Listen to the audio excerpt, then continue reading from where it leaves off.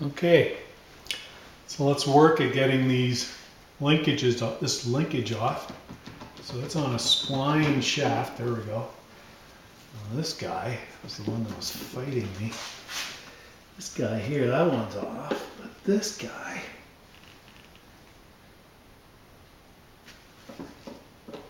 shouldn't have any tension on it, but it seems to have a little tension. So I'm just going to gently lock this under here. See if I can move it a bit.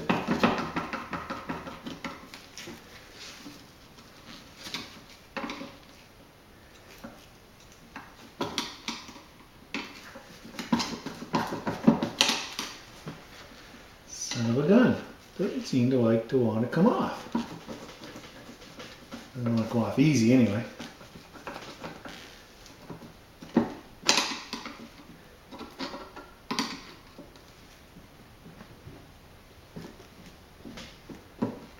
Can't see why. Doesn't make sense. Should just pop off. That's no wonder.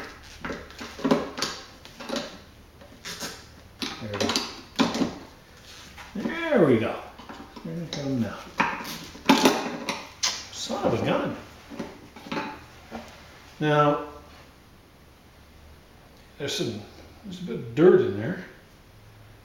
A little bit of corrosion. Really nothing to speak of. Yeah, that's not really, it's just dirt.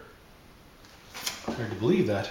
Grabbed a hold of it that much, but I guess it did. So that's okay. I'm going to clean up all my parts anyway, so get all the dirt off the threads and make sure everything's good to put back. Now, if you have never adjusted one of these twin leading shoe drum brakes, they're pretty well the best design for a drum brake, as opposed to a type of brake like you'll see on the rear, which is a single leading shoe, or a single leading shoe brake.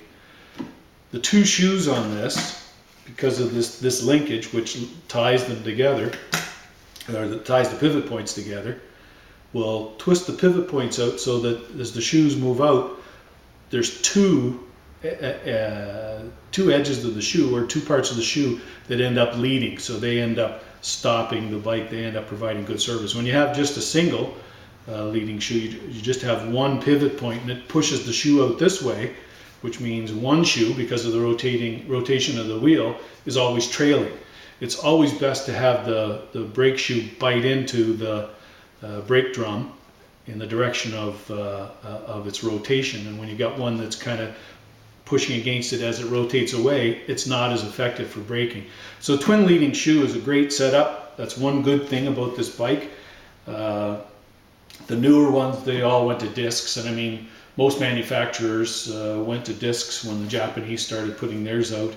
They're just a disc brake is just a better design. But this is a period bike, and for this low powered bike, twin leading shoe is perfectly fine. This was a good brake. I found it didn't fade a lot. You know, like I could brake quite a bit, drive through the mountain roads that we have around here, and not have any real problem with it. But yeah. So anyway, so when you're adjusting these, there's this rod here in between, and you can pull these together or push them apart as you wish. The thing with these is that one thread is counterclockwise and the other thread is clockwise, so they're opposite threads. So you know, don't try to get on the thread that's in the opposite direction to what you're trying to turn. You're just forcing it the wrong way. And they're actually marked. One is marked with an L and one is marked with an R. So left hand thread, right hand thread.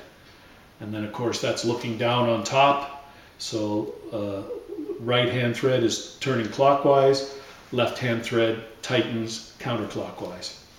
So anyway, so yeah, so that's how these little guys are. So I'm just going to put this aside for cleaning for later.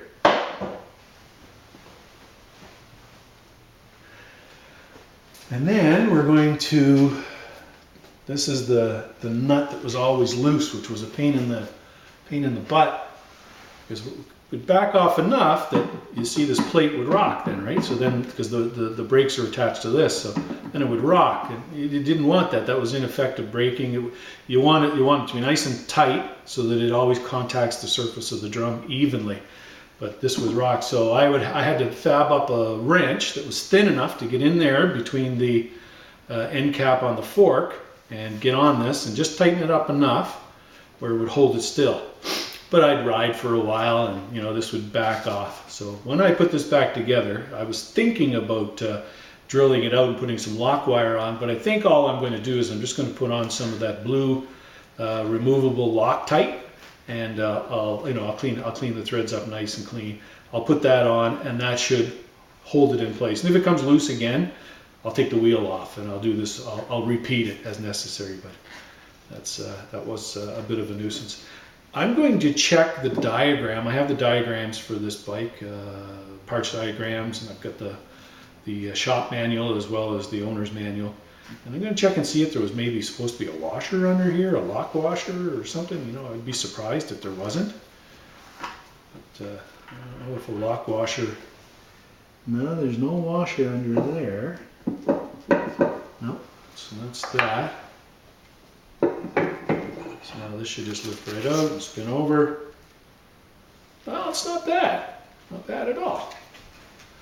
I don't know how well you guys can see that, but you know, it's really even wear actually. You know, it's probably just this last little bit, maybe only 1.5 centimeters that's not really seeing any wear. Same on this side, but you can definitely see where they pivot out.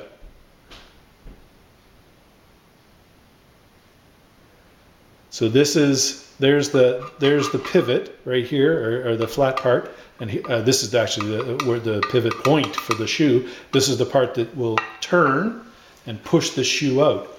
So you can see the wear is a lot more here because this is going to contact the drum first, than here at the end. It's not as nearly as worn as this end, and vice versa for this guy. Same thing. This part here, which is at the opposite end of the braking, is much thicker than here, which is when this turns is going to contact here first. Let me get a new set of shoes, my new shoes, and I'm going to compare and see what they're like.